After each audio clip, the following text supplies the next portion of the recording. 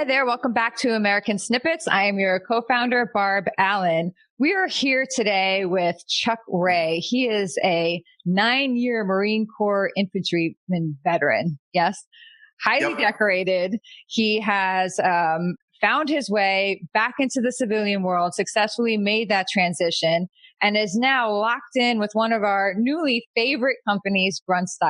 We are so happy to have you here today, Chuck. Thank you so much for taking the time to share your story with us and do this interview. I know that you are locked on busy. You just told me a little bit ago all the stuff you were doing. You can share that again with our audience. Maybe some of them will understand it because I don't, but it sounds pretty cool. So thank you for being here today. Thank you. Thank you for having me. So we obviously stumbled across Grunt a while ago, as I imagine is happening across the country and across the world. Even you guys are seeping into, you are becoming sort of a household name for a lot of people, even all the way out here in New York, which is maybe a little slower to kind of acknowledge that subset of the culture and the community that you all cater to. Even the New Yorkers who are sort of resistant to that are aware of the name now. So it's pretty cool. Right. That's the goal. Yeah. Well, you're all doing it. And that's largely you because you're the social media and marketing manager. It's definitely not just me. Everything here is a team effort. There's no one singular hero to our operation, especially with marketing. We operate on a lot of different fronts. It's that's one thing that we always try to hold ourselves to is that there's not just one person that is driving the force. It's always a team effort, especially with marketing. It's not just there is the marketing piece, but you're talking about a full cycle of operations, whether that be production, the customer service piece. There's a lot of things that go into it that it's just like in the military where you have a war machine, essentially, where not one person can do their job without a supporting element. So to maintain that environment, you can sell all the things that you want, but if you can't deliver, you have no ground to stand on. So it's definitely a supporting piece. And whether it be within marketing or just the company as a whole, it's definitely a team effort across the board. So. And every single one that we speak to from Grunt says the same thing, which is really cool. You're all very, very in sync with that message and with that core. Yeah, we try to be. Yeah. So, well, you're doing a good job. So can we talk a little bit about your service in the military? You are, you're a recipient of, among other things, the Purple Heart, which is something very integral in my life. So I'm always curious to hear, are you comfortable sharing with us the circumstances that resulted in you receiving that? Yeah, absolutely. I'm pretty open to all things like that. So I was in the Marine Corps infantry for a total of 9 years. I did 3 combat deployments, 1 to Al Anbar, Iraq, and then 2 to Afghanistan to Helmand Province.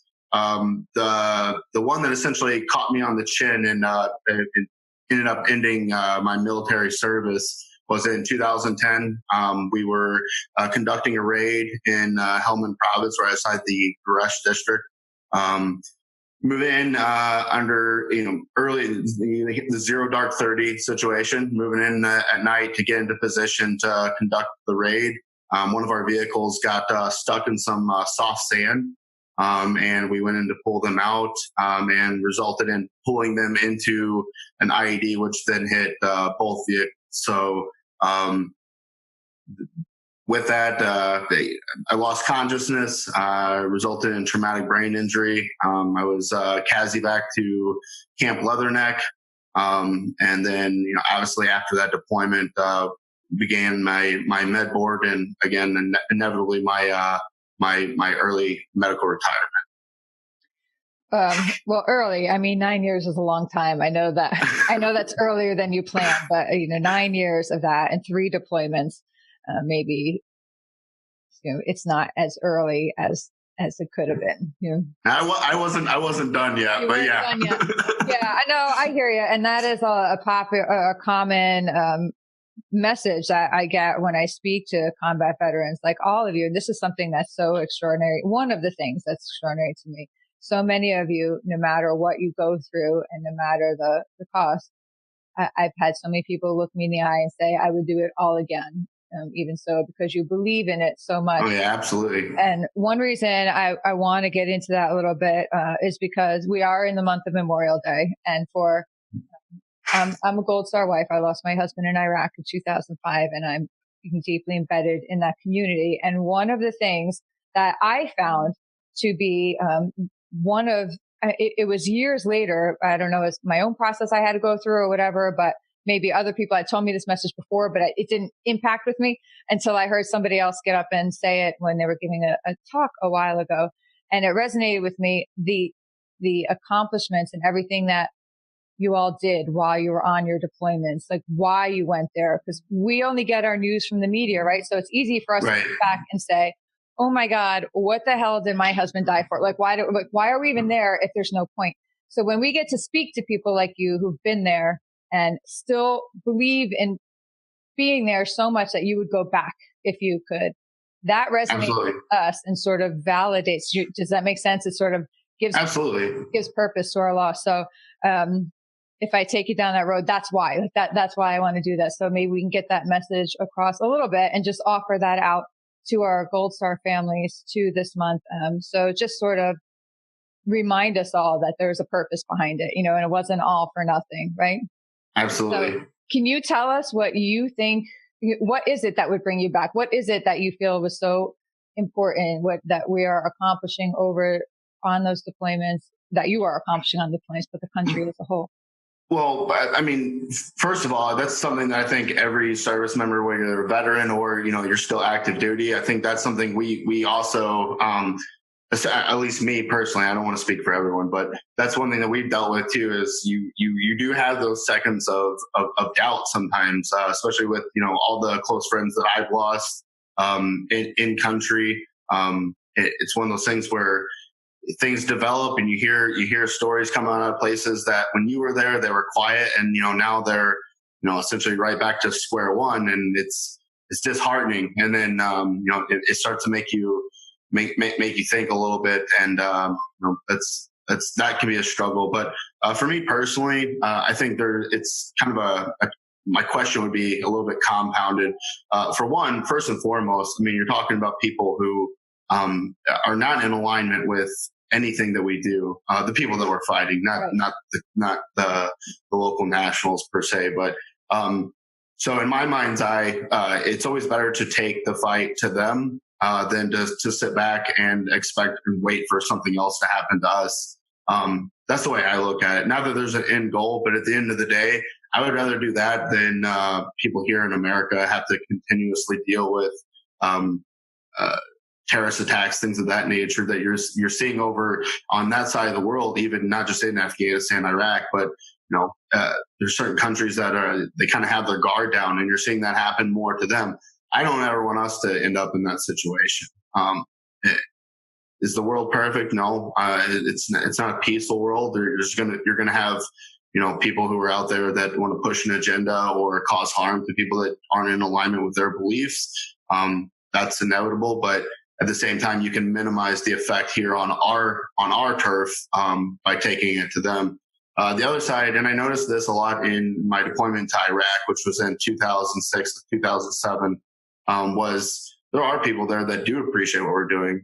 There's multiple times where we would be on patrol, whether they be census patrols, something like that, something non-kinetic, that you're talking about 3-block war. So what is non-kinetic can turn kinetic very quickly. But, you're talking with some of these families and they're talking about losing loved ones and, the initial push, things like that. But yeah, they still support what we're doing because they see the big picture.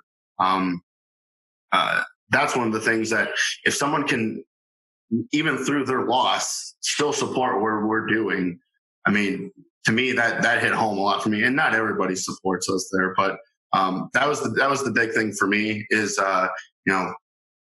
changing, doing what they can't do for themselves, whether that not just be just our presence, but even in training their local police and army. I mean, that's essentially the end goal, is to train them to be able to fight for themselves. And, we haven't brought that there yet, but a lot of people don't see that big picture piece of what we're trying to accomplish there. It's not just eradicating them, but letting them get to the point where they can handle their own issues, and maybe with us in support as far as a mentorship team or something like that. But that's what we're trying to get, and some people do appreciate it over there. But at the end of the day, for me, first and foremost, it's again taking the fight to where it's not on here with our families and civilian populace. I'd rather take it over there. But again, that's my personal thing. No, well, that's why I asked. That's why we're having the conversation. So I appreciate that. And I know that hearing that, just reinforcing that message does add some sort of, peace level to the Gold Star families, and not a lot of families, right? But my communities happens to be the Gold Star. So, right. So I appreciate that. And I try to take the opportunity when I can to get that message out, because I know what it did for me. That message, when I first heard it, I think it was at a talk that General Petraeus gave, and kind of validated everything that he did. And so when that message kind of finally found its way through all these walls and stuff I had put up, it like just sparked something in me. So it made a difference. So I appreciate you taking the time to share that with us, because we'll send that out, and I'm hoping other Gold Star families will hear it, and it may, you may be part of that wave that crashes into them, that sort of gives them that same. Oh, of course. And I mean, that's one of those things, is like all of us that, we're not, I always explain to people, this is a completely voluntary service we're in right now. No one was drafted or anything like that. Especially us that, have joined after 9/11 and things like that. When these conflicts have kicked off, you knew what you're getting yourself into, and you didn't have to be, Marine Corps infantry or Navy SEAL to know that there's inherent danger in what you're doing. But at the end of the day, the common mindset is giving yourself up for something bigger than yourself, whatever that is. I mean, whether it's preventing terrorist attacks, training the local authorities in those countries to be able to handle themselves, whether it's bringing, building schools and things like that, providing security for contractors to come and do that. That's one thing. Like in Afghanistan, that was big for me, because when you're talking about Helmand Province, the majority of the population there can't read, and there are no schools. There's not even electricity in most of those areas. So you're bringing a better life for those people. Is without education, I think that's what a lot of this stuff lies on, is a lack of education, and it's ever so prominent in like I said, like Helmand Province, where they go to the mosque, they pray, but other than that, there's no education. So if someone's telling you something, or that the Quran says this or that, how do they know? They don't. You're completely influenced by someone else, and you can't be a free thinker. So those are things that I got to witness myself, and kind of put it all together. That even those places stuck in the Stone Age, we were talking to people in 2008 that still thought we were the Russians from the 80s. Oh my! Which was completely taking. Like I said, it's like another world, but. Yeah. There are things that were being put into place that, you are giving them a better life, whether they know it or not. They really are, through education, supplies, things like that. So awesome. So when you got home then, and you were making that transition from combat service back into the civilian world, and you were dealing with the results of the TBI that was still recent, are there any particular challenges that you faced, or moments that strike you that impacted you, that turned your life one way or another? Yeah, absolutely. I mean, it obviously wasn't easy. I mean, I've been out since 2012 is when I was retired. I'm still dealing it with, to this day, is to figure out. Mainly because I joined when I was 17, so I didn't even have a fully developed brain at that time. At 17? I did. Mm-hmm. So I didn't even walk in my high school class. I went to boot camp early. I graduated early. What drove you to do that at 17? I have 4 kids, right? They're 19, 18, almost 17, and 14. So, and they're boys. And so you just freaked me out, right? Yeah. Well, just to give you a little bit of insight, my dad had to sign off. So you still control that with your kids. But but for me, like I said, I remember 9/11 and all those things, and I held on to that. For me, I really wasn't doing anything else. I mean, I was the typical, I had no drive in high school. I had no work ethic. I didn't really know what I was going to do. I mean, luckily, I come from a family that, I probably could have done just about anything I wanted to. They would have supported it, whether it be college or, some type of vocational job. But for me, I had just kind of given up on that, and I needed to essentially jettison that adolescence and move on myself, whether that be paying for my own cell phone bill and all these things is essentially what I wanted to get to. So to me, like I didn't want to wait. I was very impatient, and to be completely honest, I didn't want the fight to be over by the time I got there. So the sooner I get there, the better. That's literally the mindset I had.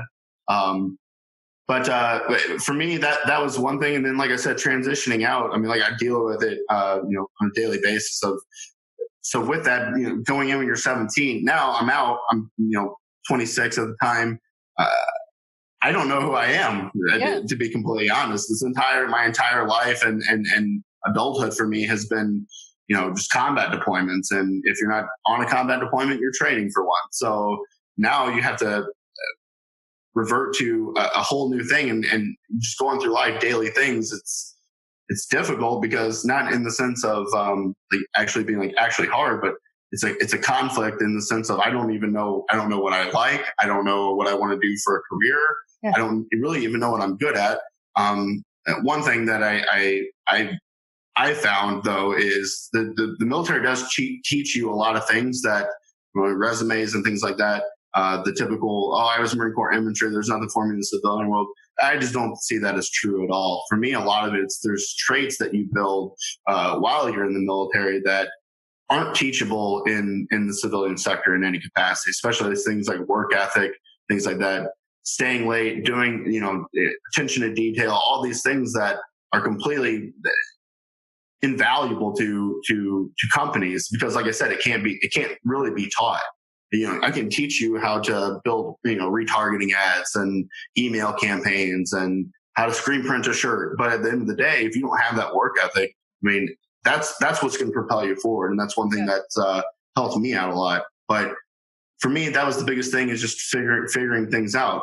For example, retail. In 2012, if you had told me, you know what, you're going to get out, you're going to find your niche in marketing and retail, customer service, you're going to be really, really good at, I would have been like, I don't know what drugs you're on, but you need help.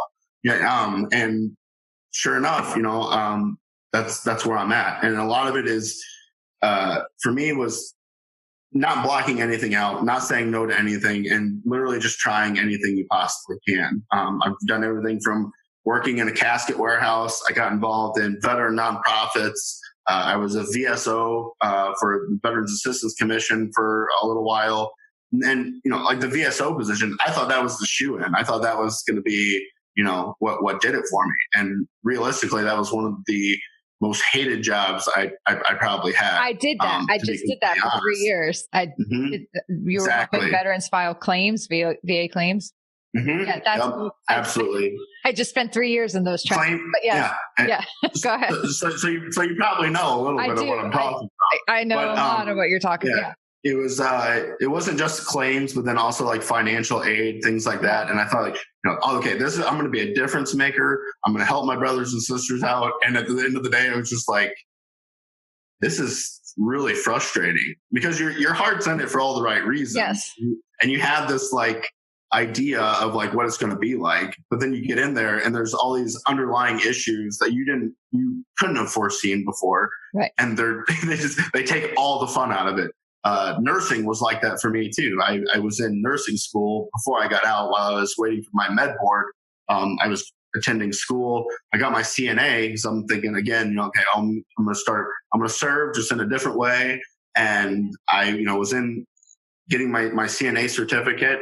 And now it was completely regressive in the sense of, okay, here I am, I'm Marine Corps infantry, 3 highly connected deployments. I'm used to working on double amputees, sucking chest wounds, and like giving nasal pharyngeals and things with Combat Lifesaver. Here I am now a CNA, and I can't even put a Band-Aid on a skin tear due to liability issues. Oh. So, and not to mention all the bureaucracy and things that are underlying that. Like, really, you just want to take care of people. Yeah. That's and you have the skill set. You're probably more qualified to do that than people who hold that piece of paper. Of course. But like now I'm trying this, and like I'm thinking this is it. Why would I want to be doing anything else? Yeah. And I was completely miserable. So it's really strange how you can tune things out and just assume what you're going to like and not like, what you're going to be good at and not be good at. And realistically, at least for me, every single one of those situations has been completely turned on its head, positive or negative. So that's been for me, is just plugging away, trying new things, learning new skills, and just kind of, again, like whether you went in when you were 17 or you went in when you were 27, I think at the end of the day, any time after military service, you kind of have to, take a minute and reset and truly figure out who you are at this point and moving forward. So, definitely been a struggle. I mean, you eat crow a lot, and it's very, very humbling. But at the end of the day, what I tell everybody else, it's definitely not the hardest thing we've been through. But if you went to any type of recruit training or boot camp, none of this is comparable. So that's one thing. Is like the driving force behind it is that none of this is as hard as anything else that I've been through. So we'll be able to deal with it. It's just a matter of navigating. So yeah, and I'm glad you said that. That's the message when we do our events. We try to get share with the Gold Star families too, when we're teaching them entrepreneurship, or not. You can't teach entrepreneurship, right? But introducing avenues and vehicles for entrepreneurship and resources. Absolutely. And some of them, if they say, well, I'm nervous, like, what if? And I look at them, I'm like, I'm pretty sure you've had a worse week than any worse failure you could have. Absolutely. At a business venture or whatever. And they're like, absolutely. Oh, yeah. It's when you learn how to put that in perspective and realize that just because you didn't choose it or create a situation, you survived a situation, came out on top of it. And if you take those skills that gives you, and that confidence and that awareness that gives you, you can apply that into any avenue and just go for it. And when you fail and you hit those roadblocks, you just see it as another day. Like, well, I completely agree. Yeah. And that's why that's something I learned in the Marine Corps too, is like you can what if a situation till you're blue in the face. Any situation you can what if it all day long. But for me, probably the biggest insight or breakthrough that I had was, whether it be through, the VA and counseling and things like that, was developing a third person perspective of myself and the situations that I'm in. By doing that, I was able to make smarter decisions, more educated decisions, and it made the decision process a lot easier than being hyper focused and essentially having the blinders on. I'm targeting like all these things that can go wrong, and why this job isn't going to be a good fit, and why I'm not going to like doing this. Instead of developing this, okay, well, I have this skill set, I can trade that, and that's really what I've done. I other than a little bit of college, I don't have a degree of any kind. So for me, it's been 100% just hard work. You get your foot in the door with an entry level job, and then from there, you let your work ethic speak for itself. You let your intelligence speak for itself as far as things that you can learn. And with that, you're inevitably going to grow. Maybe not at the pace that you'd like, but now you're applying all these things again, like I talked about earlier, that you can't teach in school. Mm-hmm. So you have to work on your strengths, and that's really what it is. I think a lot of people get frustrated that they don't go into a job and make 6 figures right off the bat. It's not realistic in today's day and age to be able to do that. Unless you do like contracting work or something like that. But for me, that was a hard pill to swallow. You're thinking like, I'm awesome. Like, why would you not? I could run this company. But it doesn't work like that. And then you have to kind of throttle back a little bit. And one, you have a lot to learn. Every business I've worked with has operated differently in the sense of the inner workings of it, the framework. So there's a lot of learning in that, but I tell people that all the time is as long as you can get your foot in the door and you have all those traits that you learn in the military, even just simple discipline, that can take you a lot farther than you would think. Yeah. So that's a good segue then. How did you get your foot in the door at Grunt Style?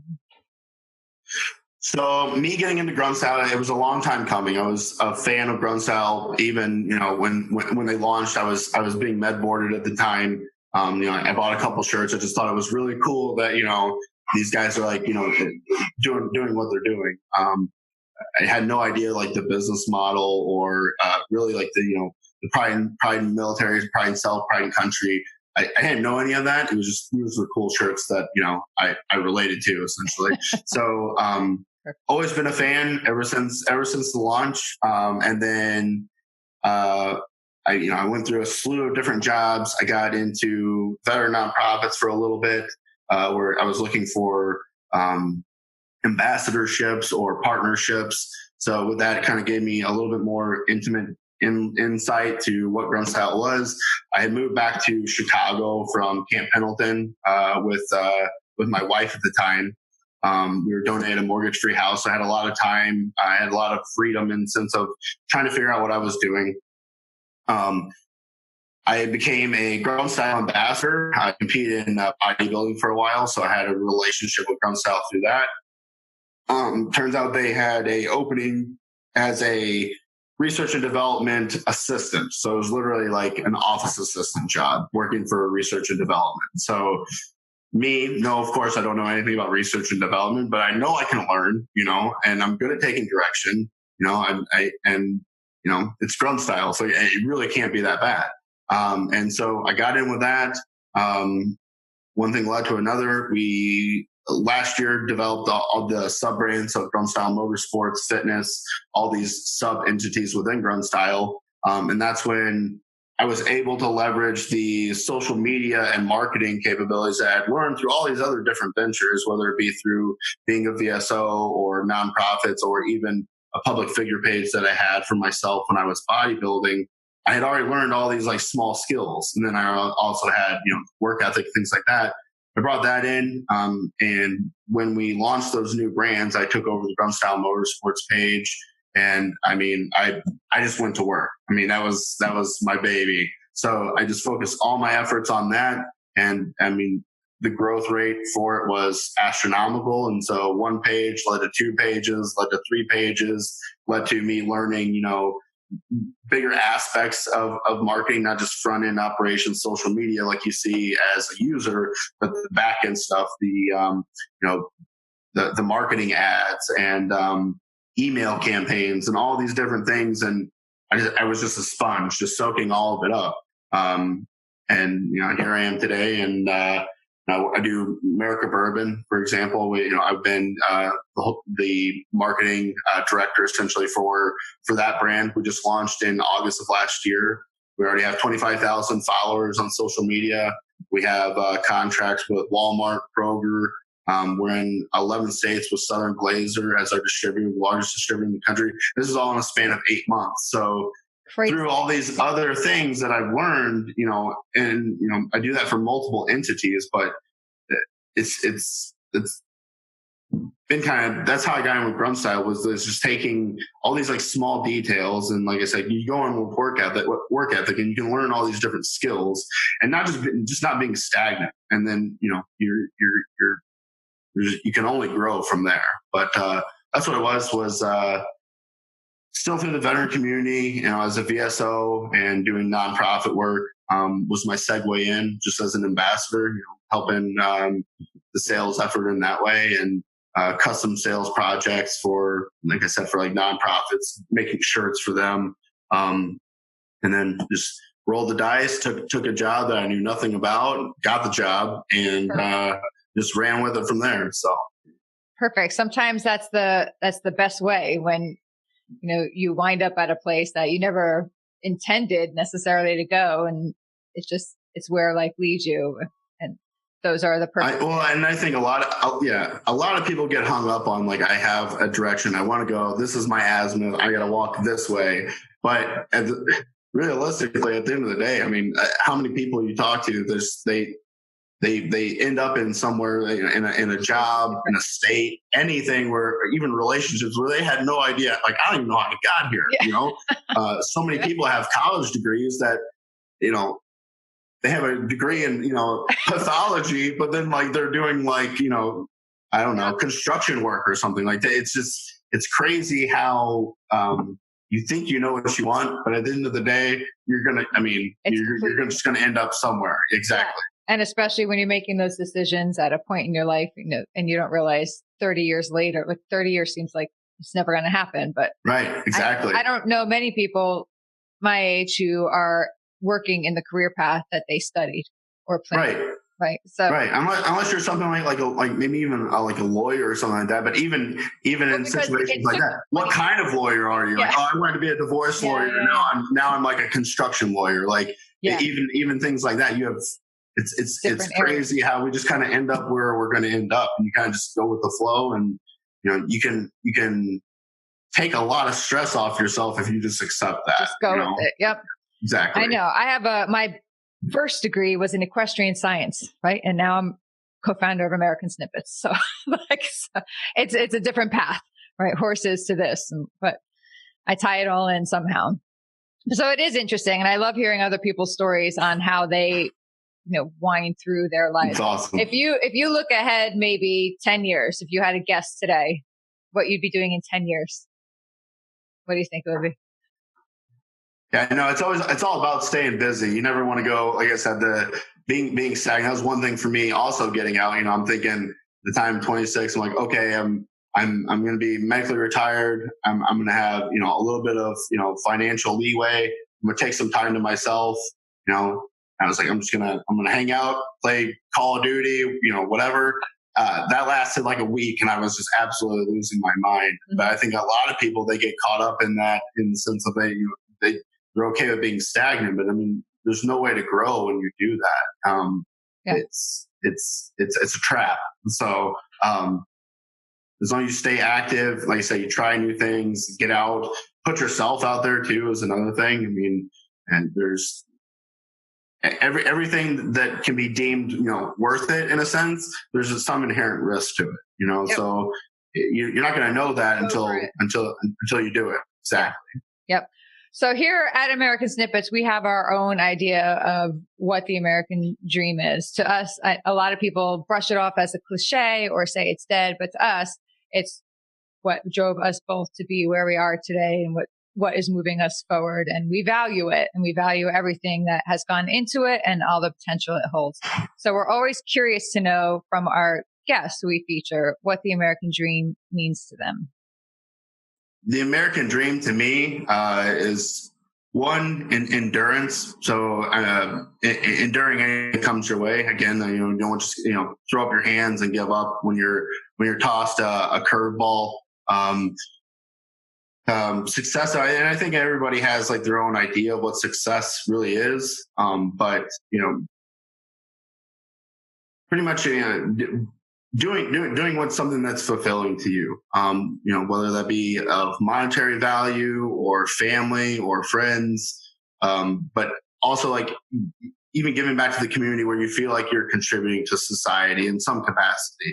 To me, I feel like that's what the American dream is. But like I said, along with that, being resilient and adapting to any situation and just learning. I mean, a lot of people, they're comfortable in not learning, and feel like that's one disservice you can do yourself is develop those life experiences. So, down the road when you're 80 years old or, however old, hopefully older than that, but you can say, I did everything I wanted to do. And I feel good about it. To me, like that's the American dream, and not, again, getting back to the what if, or what if I did this, what if I did that, is just having that acceptance of, things aren't always going to be easy. But at the end of the day, if I can go home and say, I believe in what I'm doing, it's fulfilling, and, meeting all those primal needs that we all have. I feel like essentially that's the American dream, but it looks different to every single person. But that's what makes America great. It is perfect. Well said. One more question before we start letting you go. If you could call anybody up today and have them come to you, or you go to them, you spend a day with them, somebody living still who you haven't met, who would that be? Any one person in the whole world who I haven't met before? Who you have not met before. Oh man, it's a tough question that I have put zero thought into. That's all right. It's like I don't care if it's big word, right? Whatever pops into your head.